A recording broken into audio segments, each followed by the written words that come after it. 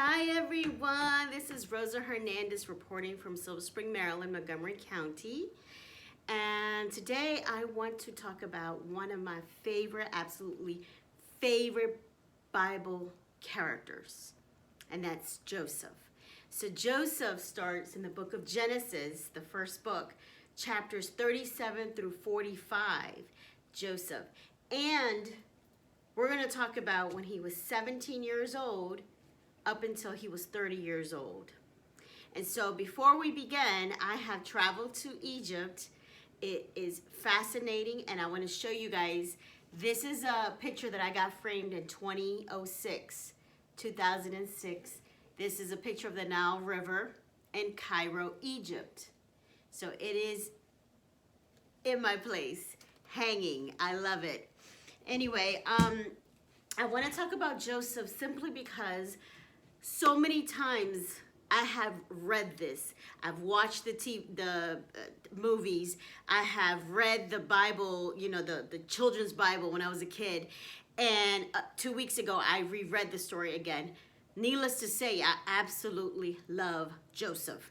So why do I love Joseph? Well, he went from a naive, immature child at 17 years old to the second most powerful man in Egypt at that time.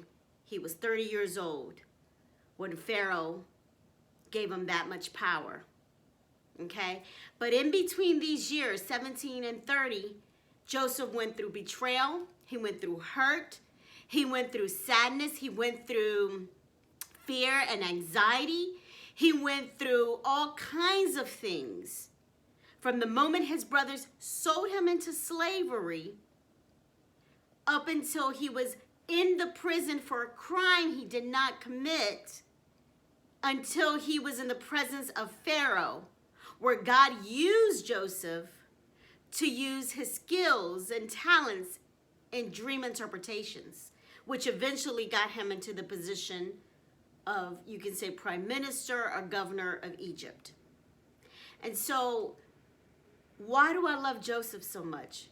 It's because as you read through the story, as you read through those pages, you see that it didn't matter if he was in the pit or the palace.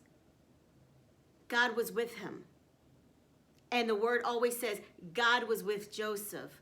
And the presence of God was with Joseph.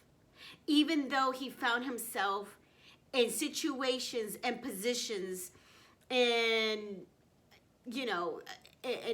again, from the pit to the palace, it didn't matter where he was, God was with him. And so I want to encourage you today that no matter what we're going through, because we are in this together, God is with us.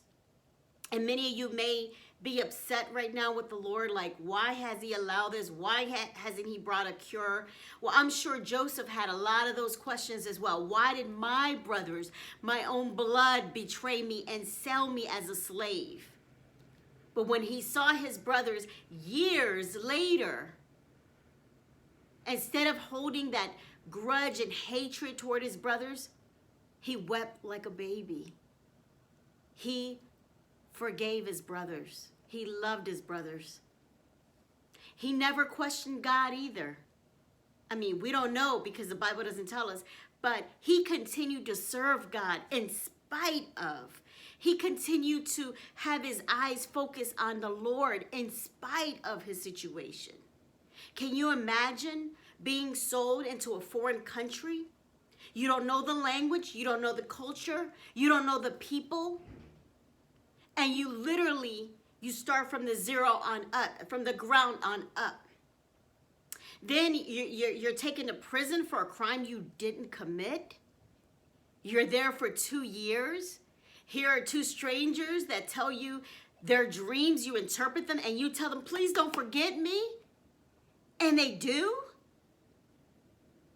And then, of course, it wasn't until Pharaoh had 2 of his dreams that no one could figure out. No one had the answers to the dream.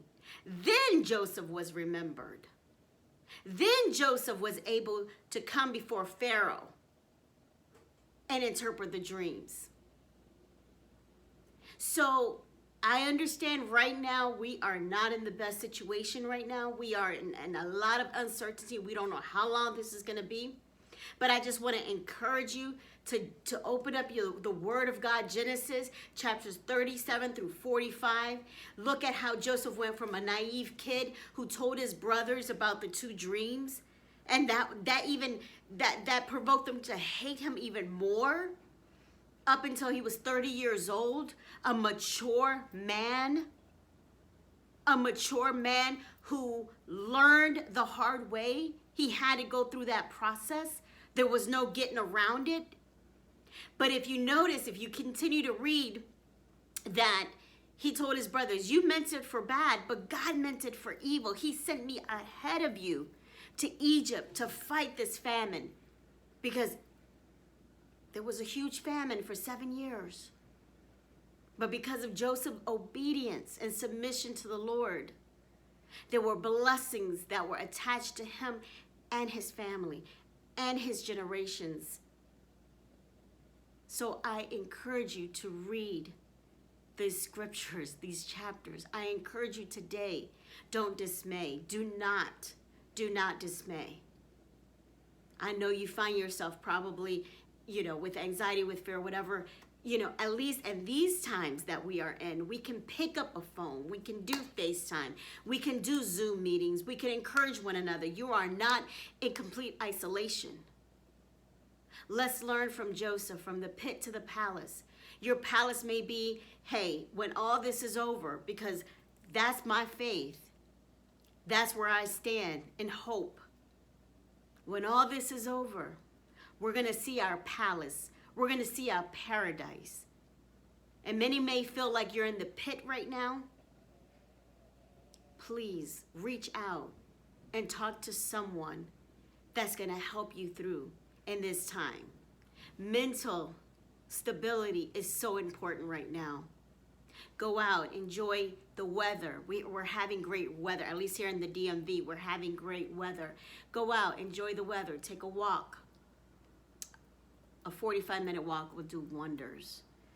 So I hope you guys are well, and I hope that you're taking it one day at a time, taking care of yourself first, self-care, so you can care for others.